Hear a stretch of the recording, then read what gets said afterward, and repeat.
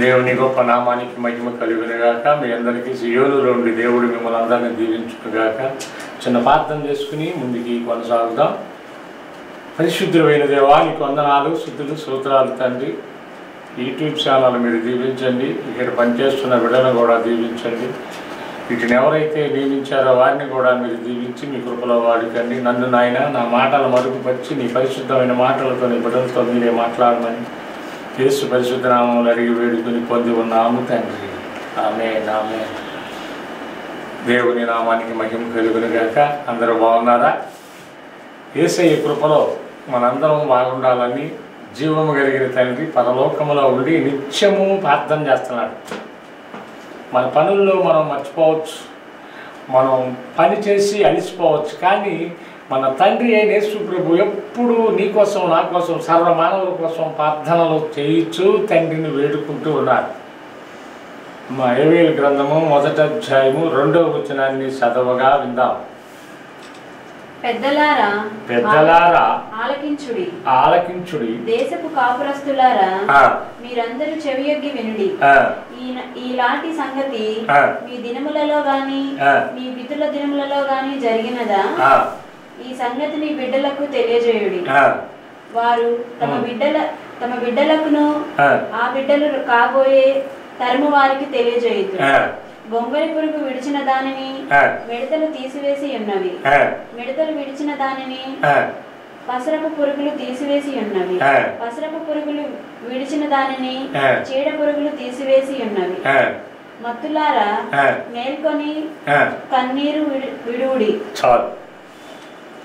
ఇప్పుడు ప్రతి ఒక్కరూ చేయుచున్న భక్తి ఏంటంటే నామకార్థ భక్తి అని చెప్పాలి. మన తరం వారికి, వారి తరం వారికి, వారి తరం వారికి అని చెప్పమని యోవేలు గ్రంథంలో ఉంది, ప్రకటన గ్రంథంలో ఉంది. ఏమిటి దీని అర్థం? సృష్టికర్త అయిన యేసు మన కోసం 2024 సంవత్సరాల క్రితం రావటమా? అసలు యేసు ప్రభు ఎప్పుడు పుట్టాడో తెలియట్లే జనానికి. డిసెంబర్ 25 అనుకున్నారు, పండగ చేస్తున్నారు, విందులు చేసుకున్నారు, మంచిదే. కానీ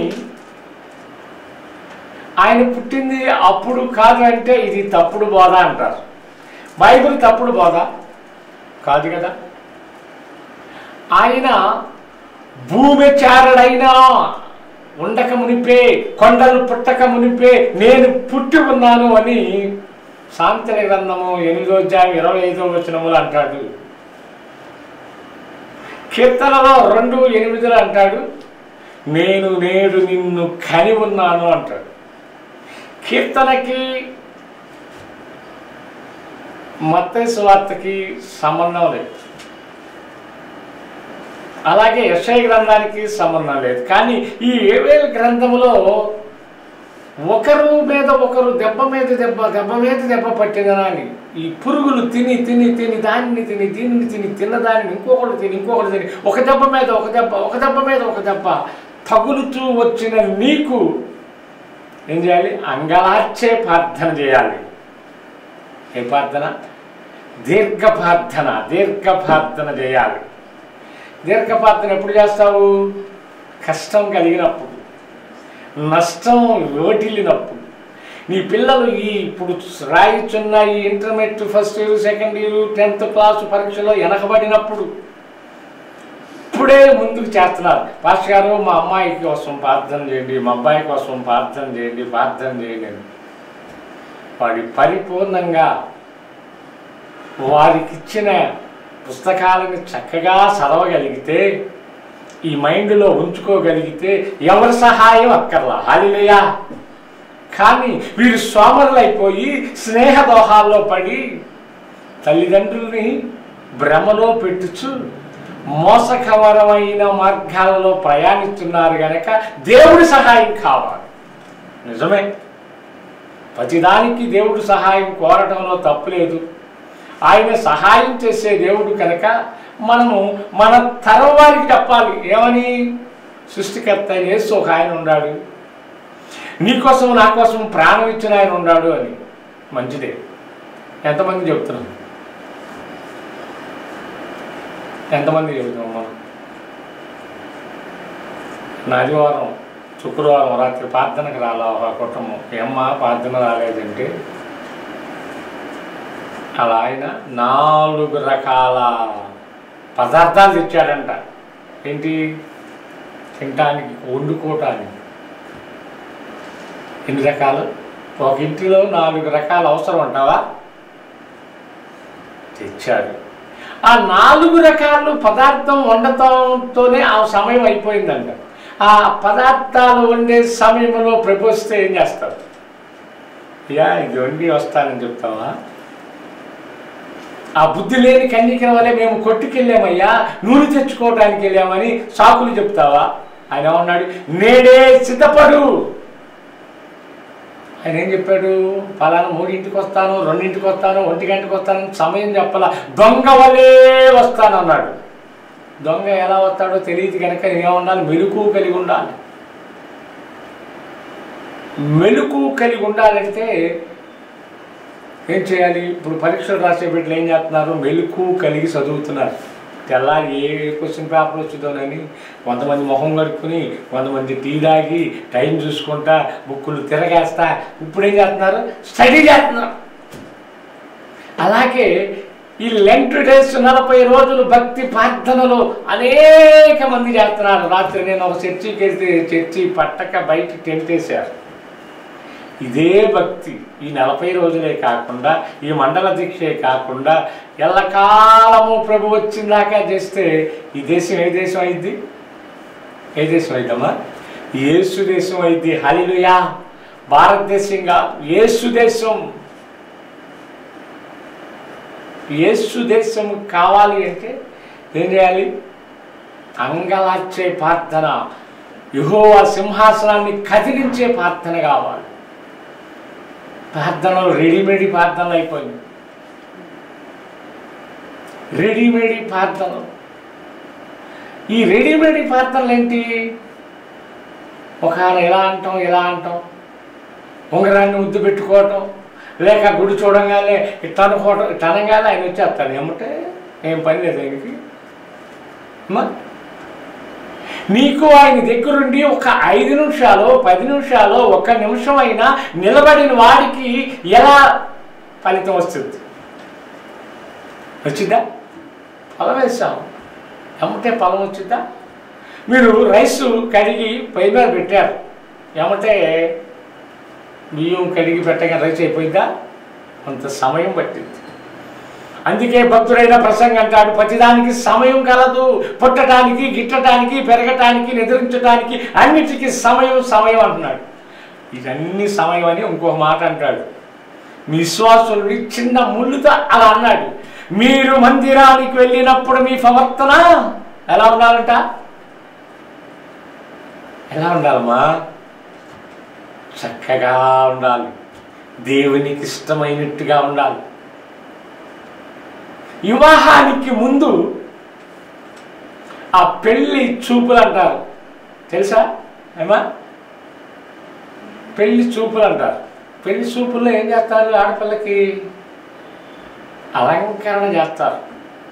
ఆ పిల్ల నాకులాగా వదైనా పౌడర్ రాసి, అవి రాసి, మంచి బస్తలు కట్టి, మంచి వస్త్రాలు వేసి అలంకరణ చేస్తారు. అవునా? ఈ యేసు ప్రభు ఎంతో సౌందర్యవంతుడు, అందగాడు అని బైబిల్ చెప్తుంది. పరమగీతాల్లో అంటాడు, 6:3 అంటాడు, సొలమతి నీవు నల్లని దానివైనను సౌందర్యవతివి. ఆ ఊళ్ళో వాళ్ళందరూ ఎగతాళి చేస్తున్నారు, ఏంటి ఖరీది ఈ నల్లది అని.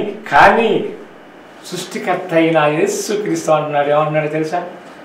ఓ సొలమతి నువ్వు సౌందర్యవంతివి.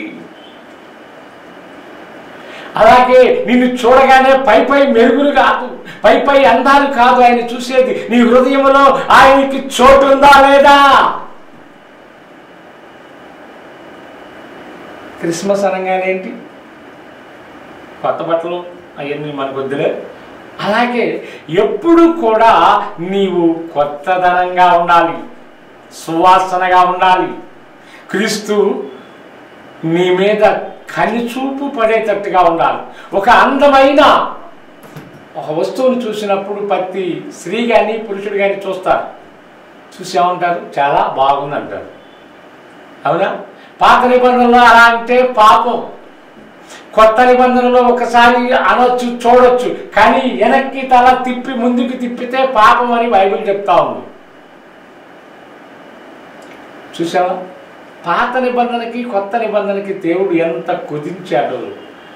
పాత నిబంధన 10 ఆజ్ఞలను పాటిస్తే ఈ రోజున మనుషులు ఎవరో ఉండరు భూమి మీద. ఆదివారం వచ్చిందంటే మీరందరూ ఎక్కడ ఉండాలి? దేవుని సన్నిధిలో ఉండాలి. మీ ఇంటికి వచ్చిన దాసి కానీ, మీ ఇంటికి వచ్చిన బంధువులు కానీ, మీ ఇంటికి వచ్చిన ఎవరైనా సరే ఆ రోజున మీ ఇల్లు చిమ్మకూడదు, మీ చంటి బిడ్డలకి పాలు ఇవ్వకూడదు, పొయ్యి వెలిగించకుండా దేవుని సన్నిధిలో ఉండాలి. ఉంటున్నారు అప్పుడు అందరూ? చుట్టాలు వస్తే మందిరం ఉండవా? మీ ఆయన ఏదైనా చేపలు తెచ్చాడు, ఇది తెచ్చాడు, ఇది తెచ్చాడంటే ఆ రోజు మందిరానికి ప్రభు ఉన్నాడు తెలుసా? నా సన్నిధిలో ఒక దినము గడుపుట 1000 దినముల కన్నా శ్రేష్టము అంటున్నాడు. ఈ 1000 దినాలు పునరుద్ధాన దినాన నీకోసం ఏదో ఒక బలమైన కానుక తెచ్చాడు. ఒక బలమైన కానుక కాదు, బలమైన ఒక పాత్రలో ఒక బహుమతి తెచ్చాడు అనుకో. దానిని ఏమంటారు? స్వీకరించటానికి నీవు ఉండాలిగా. ఒక్కటి కూడా నీవు పొందుకోకుండా నీ ఇంటిలోనే నీ కుటుంబంతోనే ఉంటే దేవుడు అక్కడ మందిరంలో ఉండి ఏం చేస్తున్నాడు తెలుసా? దిగులు పడుతున్నాడు. అయ్యో నా కుమారుడు రాలేదే, అయ్యో నా కుమార్తె రాలేదే, ఆ కుమార్తె కోసం ఈ దీవెనిద్దామని, ఈ వరం ఇద్దామని నేను ఇక్కడ కాచుకుని ఉన్నాడంట. నీకు అక్కడ ఉండా? నీ లోక పరములో ఉన్నావు, నీ ఇంట్లో టీవీ కాడ ఉన్నావు, నీ పిల్లలతో ఉన్నావు, నీ చుట్టాలతో ఉన్నావు, నీ బంధువులతో ఉన్నావు. ఆదివారమే అనేకమైన పనులు పెట్టుకుంటావు. ఆ మార్త పెట్టుకున్నట్టుగా, ఆ మరీ పెట్టుకున్నట్టు.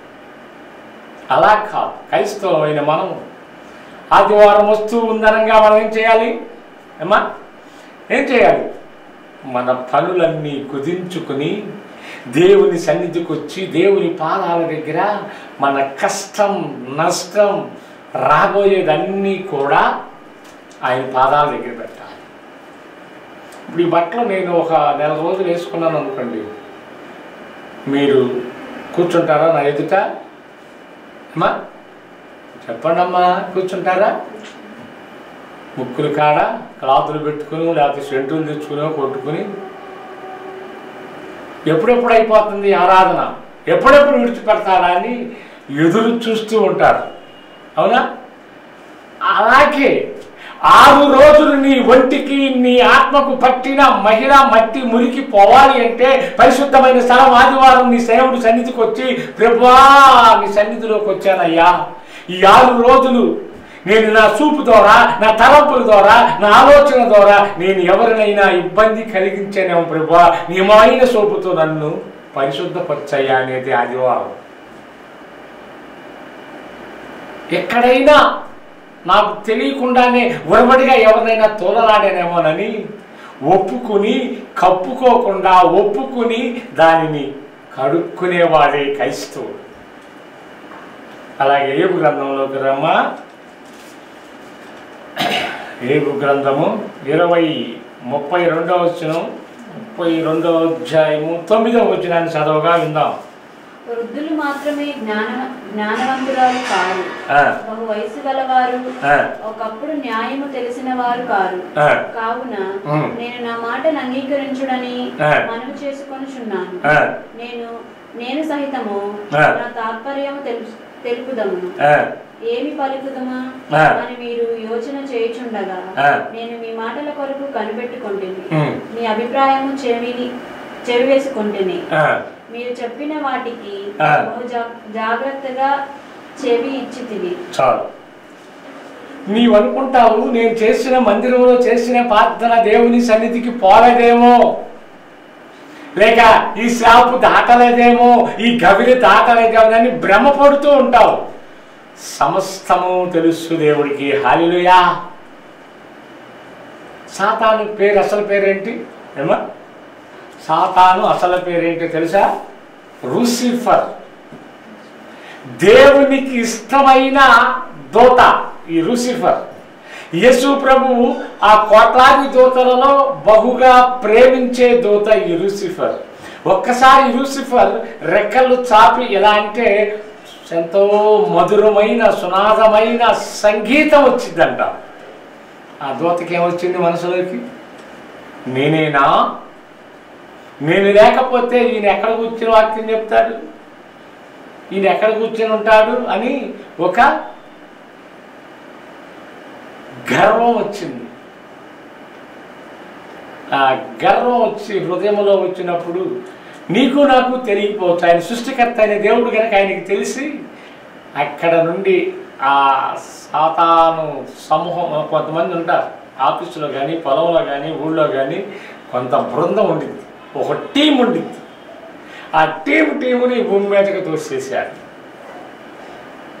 ఎక్కడి నుండి? పరిశుద్ధ స్థలంలో నుండి. నీవు పరిశుద్ధ స్థలానికి రావటానికి ఒక మందిరాన్ని, ఒక సేవకుడిని నీకు నియమిస్తే ఆ స్థలంలోకి రాకుండా, యోచనలు చేయకుండా, ప్రార్థనలు చేయకుండా, ప్రతిఫలం కావాలి అని కోరుకునే జనం ఎక్కువైపోయారు. ఈ తెల్లారి నాకు ఎన్ని ఫోన్లు వచ్చినాయో నాకు ఉదయకాలంలో, మా కోసం, మా అబ్బాయి కోసం, మా అమ్మాయి కోసం. ఇదే ఆరాటం మొదటి నుండి ఉంటే నీ పిల్లవాడు, నీ పిల్ల తొలగిపోతారా? అందుకే సలోమాన్ అంటాడు, బాలుడు నడవలసిన తోమల వాడు నడిపిస్తే వాడు తొలగిపోడంట. నీ పిల్లల్ని సండే స్కూల్కి పంపిస్తే, క్రీస్తు మాటలు వినిపిస్తే, యెహోవా మాటలు వాడి చెవులు పెడితే ఆయనే మార్గదర్శిగా ఉంటాడు. మా చిన్ననాటి స్నేహితుడు ఒకడు వచ్చాడు, నాతో పాటు మిలిటరీకి వచ్చి నేను తిరిగి వచ్చాను. అతను స్థిరపడ్డాడు. ఒక ఫుల్ బాటిల్ తెచ్చాడు, సోడా తెచ్చాడు, థమ్సప్ తెచ్చాడు, 2 పలావ్ పట్లాలు కూడా తెచ్చాడు. ఏం తెచ్చాడు? అన్నీ తీసుకుని మా ఇంటికి వచ్చేసాడు. మా టైం బాగోక మా పాస్టమ్మ గారిని మా చిన్నమ్మాయి దగ్గరికి మచిలీపట్నం పంపించాడు. ఇంట్లో నేను ఒక్కడనే కనపడుతున్నాడు. నేనేమంటున్నాడు, అది ఎవరు లేరు కదరా, కొద్దిగా తీసుకో, కొద్దిగా తిని అంటున్నాడు. నేను ఎంత బతిమాడినా నన్ను విడిచిపెడతాను. ఏం చేయాలమ్మా? ఆ పలా వాసన చూస్తుంటే ముక్కులు పగిలిపోతాయి. ఎప్పుడప్పుడు తిన్నావు అనిపిస్తుంది. ఈ మందు కూడా ఒకప్పుడు తాగి రుచి చూసిన వాడిని కనుక అటుపోతే ఏమైంది? వాడి మాటలింటే ఏమైపోయింది? నరకానికి వెళ్ళిపోతా. ఒక్క చిక్కుడుగాయ కూర కోసం జ్యేష్ఠత్వాన్ని నమ్ముకున్న దౌర్భాగ్యుడి స్థితిలోకి వెళ్ళిపోతా నేను. అన్ని ఎంత బతిమాటినా, ఏది చేసినా అది ఇంట్లో నేను ఇంట్లో పెట్టి తాళం వేసేసి ఇప్పుడే వస్తానని వెళ్ళిపోయి తెల్లారి నాకు వచ్చా. ఎప్పుడు? తెల్లారి నాకు వచ్చా. ఈ లోపల వాడన్నీ ఇలా ఉన్నాయన్నీ ఖాళీ చేసేసాడు. ఏంట్రా అన్నాడు, మర్చిపోయాను. అబద్ధమే కదా కూడా.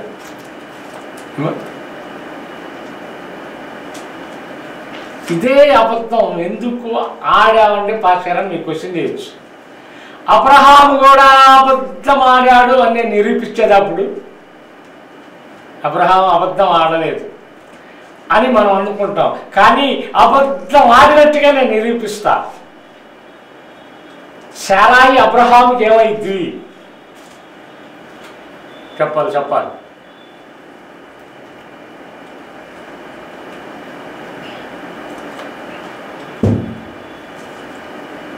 నా భార్య నాకేమైందమ్మా? నేను చేసుకున్న ఒక అబ్బాయిని చేసుకోగా అమ్మాయి ఏమైంది నాకు? భార్య కదా. భార్య కాదు, నీవు చెల్లెలు అంటే ఒప్పుకునిద్దా?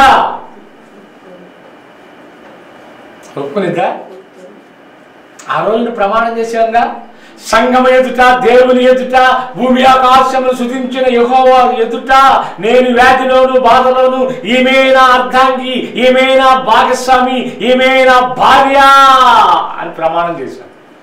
అట్టి ప్రమాణం చేసిన ఇతడు ఏమన్నాడో తెలుసా?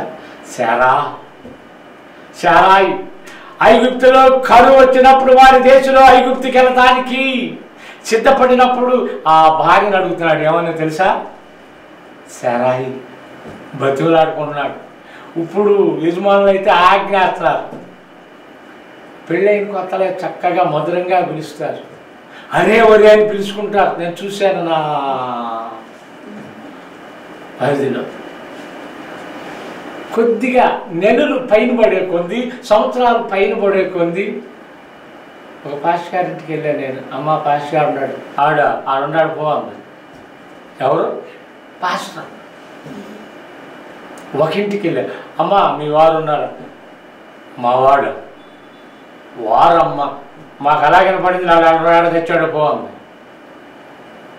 నీవు కూడా క్రైస్తవురాలివే, నీవు కూడా ప్రార్థనకి వెళ్తున్నావు, నీవు కూడా జీవ గ్రంథాన్ని చదువుతున్నావు, నీవు కూడా దేవుని స్వరం వింటానికి ఇష్టపడ్డావు, కానీ నీలో ఏమి లేదు? భయం లేదు, భక్తి లేదు. శారా ఏమని సంబోధించిందో తెలుసా? అబ్రహాముని నువ్వేమి నేర్చుకున్నా? పిల్లలు లేకపోయినా యెహోవా ఇచ్చిన వాగ్దానమును పట్టుకుని ఏమందో తెలుసా? ఎరా కొట్టుకుపోతాడు, పిల్లలు లేనోడ రానా భోజనం పెట్టాను అందా. అది మీ భాష. ఆ తల్లి భాష ఏంటో తెలుసా? అనేక జనులకు తండ్రి అయిన అబ్రహాము నా యజమానుడా రా భోజనానికి అంది. ఏమంది? అనేకమైన పిల్లలకు తండ్రి అయిన అబ్రహాము నా యజమానుడా. ఒక ఇంటికి వెళ్ళాడు, ఏమే పాస్టర్ గారు వచ్చాడు, మంచిగా ఎత్తురా. ఏమీ అన్నాడు, ఎందుకు ఏదో బర్రె మరి నాకు అర్థం కాదు. ఆయన భాష. ఈయన ఏమంటున్నాడు? శారా, అనేకమైన తల్లికి బిడ్డలకు తల్లి అయిన శారా వస్తున్నా అని అంటున్నాడు ఈయన భోజనానికి. ఎంత అనుబంధం ఉంది చూడు. పిల్లలు లేరు, వృద్ధులు అవుతున్నారు, కానీ ఒకరి మీదకి ఒకరికి ప్రేమ. అదే క్రీస్తు ప్రేమ.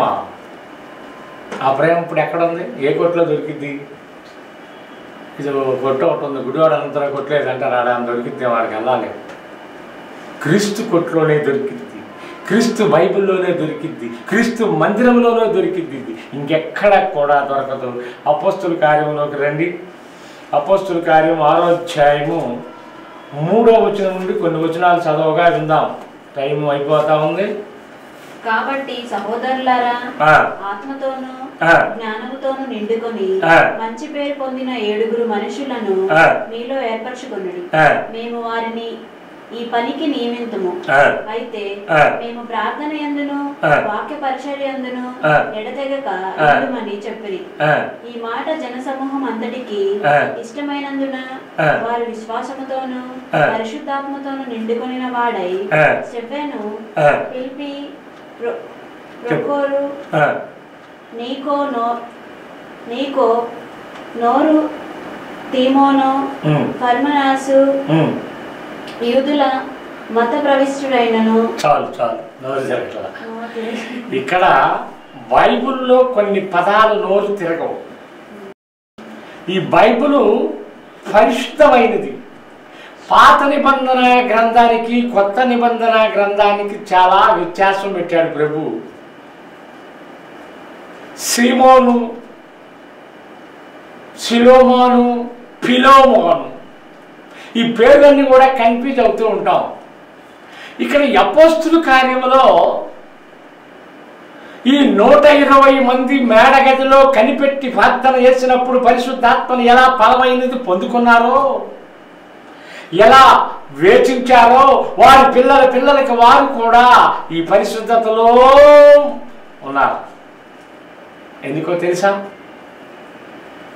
అబ్రహాము శారా ఎలా గౌరవించుకున్నారు, ఒకరి పిల్లల్ని ఒకరు, ఒకరి బిడ్డల్ని ఒకరు, భార్యాభర్తలు కూడా గౌరవం పదాలు మనము అలంకరించుకోవాలి.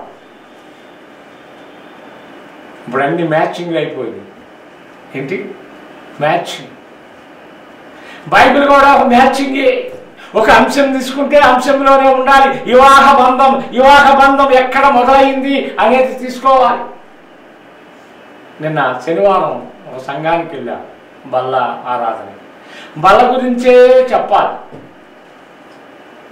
ఇక్కడ పుట్టినరోజు జరుగుతుంది. సత్యనరోజు పాటలు పాడితే ఏమంటారు? సత్యనరోజు మెసేజ్ చేస్తే ఏమంటారమ్మా? ఈ సేవకుడికి ఏమీ తెలియదు అంటారు ఒకటి, ఆపు అంటారు కొంతమంది. అలా కాకుండా పరిశుద్ధమైన మాటలు, పరిశుద్ధమైన భాష ఎవరికైతే నీవు అందించగలుగుతావో, ఎవరినైతే యేసు ప్రభు వైపు నీ మనసు తిప్పగలుగుతావో అతడే నిజమైన సేవకుడు. హల్లెలూయా. ప్రతిదానికి లాభం. ఈ పని చేస్తే ఏం లాభం ఇస్తావు? చిన్న బిడ్డల దగ్గర నుండి కూడా అది అలవాటు చేసింది మనమే. అవునా? అమ్మ నువ్వు చాక్లెట్ ఇస్తాను అది ఎత్తురా, నీకు అది ఇస్తాను ఎత్తురా అని మనమే వారిని పురికొల్పుతున్నాం. అదే పెద్దవారు కూడా నువ్వు ఈ పని చేస్తే నేను అది చేస్తా, అది చేస్తే ఇది చేస్తాను. నేను మా మనవాళ్ళు అడుగుతాను, నేను వాటర్ తెచ్చితే నాకేమి ఇస్తా, ఏమి ఇవ్వాలంట, ఏమి ఇస్తావంట. ఈ పిరికి మందు, ఈ పిరికితనాన్ని మనమే తయారు చేసాం మన పిల్లలకి. మామగాని మామని చూపిస్తాం. సన్నమామ ఎవరికి మామ? అదుగదుగు సన్నమామ అని. ఆ సన్నమామను చూపిస్తేనే వీడు ముద్ద తింటాడు, ఆ సన్నమామను చూపిస్తేనే చిరులాకి తింటాడు. అవునా? అలాగే అడుగడుగు ఇది తినకపోతే భూషుని పిలుస్తాడని పిరికి మందు పోసి వారిలో పిరికి ఆత్మని తయారు చేసింది మనమే. భక్తి కాలంలో భక్తి మాటలు నేర్పి నీవు ముందుకు నడిపించగలిగితే దేవుడు నిన్ను, నీ కుటుంబాన్ని దీవిస్తాడు. అందరూ కూడా తలలో ఉంచండి, 2 నిమిషాలు ప్రార్థన చేసుకుందాం. దేవుడు చిన్న మాటలు దీవించునుగాక. పరిశుద్ధులైన దేవా నీకు వందనాలు, స్తుతులు, స్తోత్రాలు నాయన. ఎందరైతే ఇంటర్మీడియట్ పరీక్షలు రాస్తున్నారో, 10th క్లాస్ పరీక్షలు సిద్ధపడుతూ ఉన్నారో ఆ బిడ్డలందరినీ మీరు సియోనులో నుండి ఆశీర్వదించండి. ఆ పరీక్ష హాల్లోకి వెళ్ళినప్పుడు ప్రభువా వారు వెనకబడకుండా, మర్చిపోయింది గుర్తు లేకుండా, అనాలోచనకు ఉండకుండా, పెడచెవులు పెట్టకుండా, పిరికి ఆత్మ లేకుండా మీరు ధైర్యపరచండి. యెహోవా నాకున్నాడు, యేసు నాకున్నాడు, నా సేవకుడు ప్రార్థన చేశాడని ఆ బిడ్డలు ధైర్యంగా పరీక్ష హాల్లో ఉండి చక్కగా ఆ రాసే కలంలో మీరు ఉండండి ప్రభువా.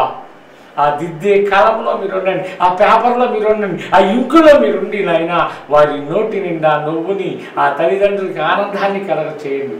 అలాగే ప్రభా యూట్యూబ్ ఛానల్ కూడా మీరు దీవించమని, ఎల్ప్ ప్రార్థన ఆలకించి ఈ గాబ్రియల్ మినిస్ట్రీస్ని దీవించండి. అలాగే నాయన యూట్యూబ్ ఛానల్లో మేము కొన్ని ప్రోగ్రాలు చేస్తూ ఉండగా వాటిని కూడా మీరు దీవించండి. ఆదివారం వచ్చే బిడ్డలకు రేపు జరగబోయే ఆరాధనకు అనేకమైన నూతన ఆత్మలతో నీ సన్నిధానంలో ఉండే కృప దయచేయండి. సమస్త విషయంలో అయినా ఈ తెనాలి పట్టణం యేసు పట్టణంగా మార్చినైనా ఇక్కడ పనిచేస్తున్న బిడ్డలు కూడా మంచి సమాధానం జీతాలు వారికి పెంచి వారికి కావాల్సిన పోషణ ఆహారాలతో నింపమని యేసు నామములో అడిగి వేడుకుని పొంది ఉన్నాము తండ్రి. ఆమేన్. ఆమేన్. మీ అందరికీ వందనాలు.